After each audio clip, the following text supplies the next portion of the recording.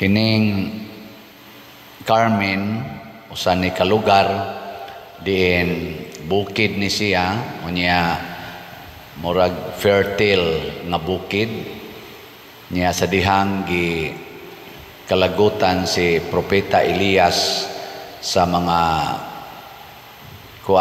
katawhan atong unang panahon ug sa hari. Dito siya mitago sa bukid sa Carmen ug dito niya nasinati ang Ginoo o nalig-on siya. Ang mga Carmelite sisters usa na sila sa mga nagpuyo dito ug dito nagsugod ang debosyon sa Mount Carmel nga gi-refer ngadto sa mahal nga Birhen Maria.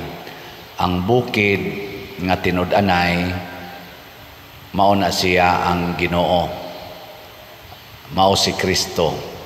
Mao na ang tanan nga mga istorya sa atong Bible, ang Ginoo adto gyud magpakita sa bukid.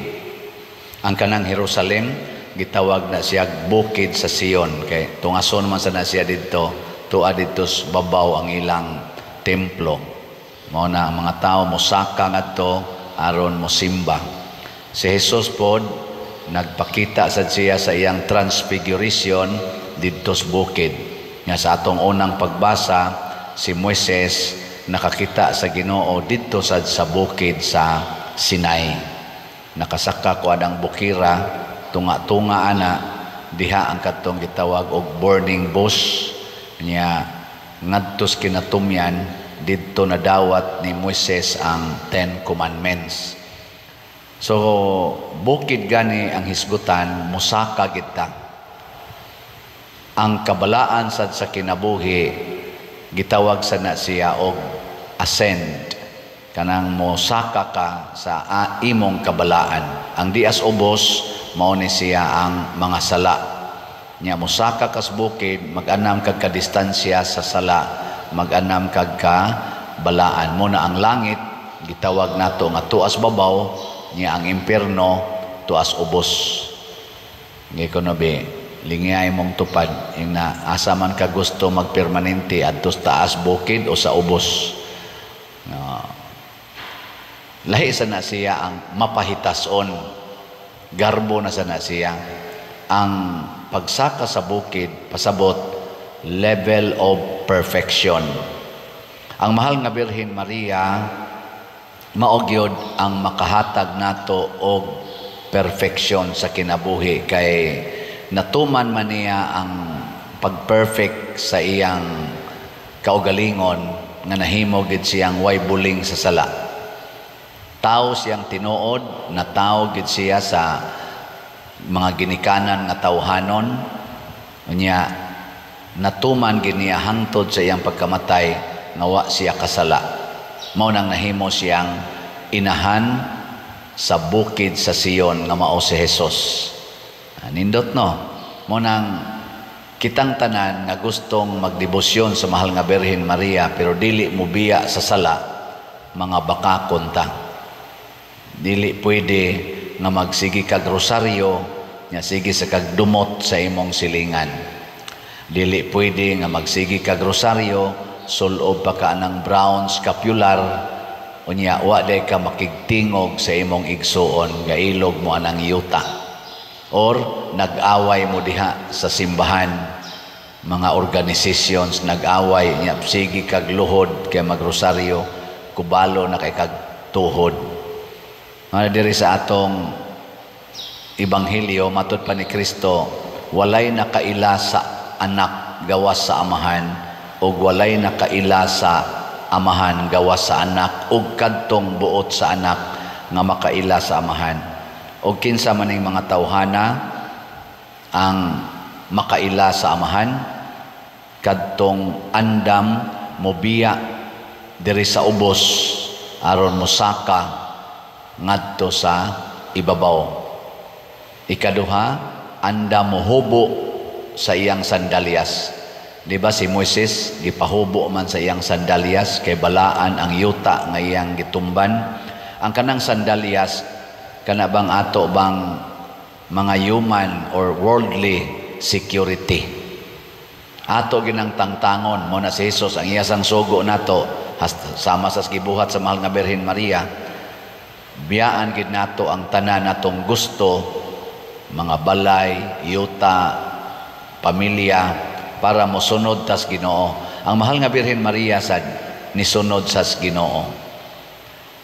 Kining atong giatubang ron nga 70 million nga bayronon sa atong nahimo dinhing mga projects, di gini siya masulbad kung dili ta mamiya sa atong mga gimahal nga mga butang, labi na ginang kwarta. Ngilingi ay mong tupad ing na andam bakang mobiya sa imong 100 pesos.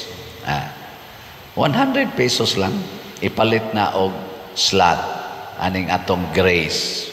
100 pesos di ka kabiya na. Naiuban di gyud makabiya.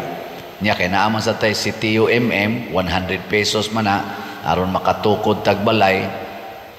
Matiwas na tong tukod ang mga balay.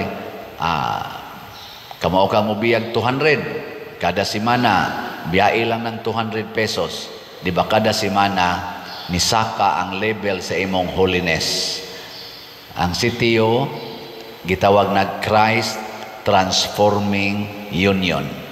Nakighiusa tas mga kabos naway balay, matransform ta in a Christian way, matransform ta nga maparihan na ta ni Mama Mary na nagsigig alagad sa mga nanginahanglan. Ang kanisang atong grace, God's reward and complete elation. Rewards sa atong pagsigig hatag, sa atong pagsigig biya, sa atong kwarta o mga butang para atong i-share sa simbahan o sa mga nanginahanglan, makomplete sad ang atong, makompleto, mahingpit ang atong kalipay. Muna si Mama Mary, kanang iyang Magnificat, my soul rejoices in the Lord my Savior. Mao ginigauna ang iyang kalipay, di agyos kalag. Dili lang kanang lipay lang ta diris naong ba, lipay lang tas pulong, gitawag manag superficial or salingkapaw nga kalipay.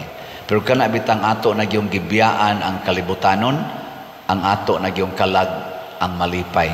Og nasinati na sa mahal nga Birhen Maria, batanon pa kay siya ato, iya na nang nasinati. Di ba pagduaw niya ni Isabel, mga 14 years old pa siya ato, nagmabdos na siya, iya na nang giproclaim, my soul rejoices or my heart rejoices in the Lord my Savior. Pagkanindot anang kalipaya, kinsay makasinati ana kadturang anda mosaka sa Mount of Perfection, kanang mo anam-anam tag sunod sa gisugo ni Kristo in a radical way. Kinibitang ato mga government officials nga anda mo antos para sa atong nasod, ato dayong tawgon og heroes. Kanindot unta nga mahimo sa tang mga heroes of faith. Mo antos aron matuman ang kabubuton sa Dios sama sa mahal nga Birhen Maria. Pagampo sa katawhan. Mga igsoon, magampo kita ngadto sa atong langitong Amahan nga nahigugma kaayo kanato. Busa moingon kita, langitnong Amahan, panalangini kami. Langitnong Amahan, panalangini kami. Nga ang simbahan muhatag og linaing pagtagad alang sa mga kabos, magampo kita sa Ginoo. Langitnong Amahan, panalangini kami. Nga ang mga nangulo sa gobyerno maminaw sa mga panginahanglan o sa mga singgit sa ubos nga mga lungsuranon, magampo kita sa Ginoo. Langitnong Amahan, panalangini kami. Nga ang mga kabataan makaila sa Dios, pinaagi sa atong pagpanudlo o panag-ingnan, magampo kita sa Ginoo. Langitong Amahan, panalangini kami. Nga ang mga masakiton, makakaplag o kahupayan o kaayuhan, diha sa pag-atiman ug pagtagad kanila nga nag-amuma kanila, magampo kita sa Ginoo. Langit nung Amahan, panalangini kami. Nga si Halangdong Teofilo Kamumot, isipon na unta sa Ginoo nga takos, nga babayaw ngadto sa altar sa mga santos, magampo kita sa Ginoo. Langit nung Amahan, panalangini kami.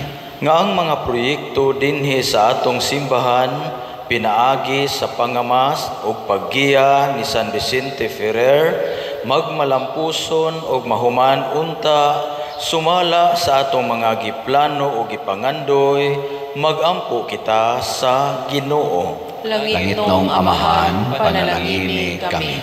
Nga ang tanang mga benefactors o donors sa atong simbahan, nga mihatag og pinansyal og laing-laing hinabang ug alang sa mga nagtrabaho dinhi sa atong mga proyekto, nga hatagan unta sila sa Ginoo ug daghang pang mga grasya sa ilang kinabuhi, malikay sila sa mga kadautan ug mulampos unta ang tanan nilang mga paningkamot, magampo kita sa Ginoo. Langit nung Amahan, panalangini kami.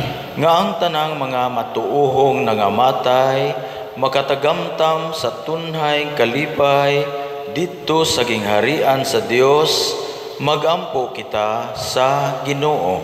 Langit nung Amahan, panalangini kami.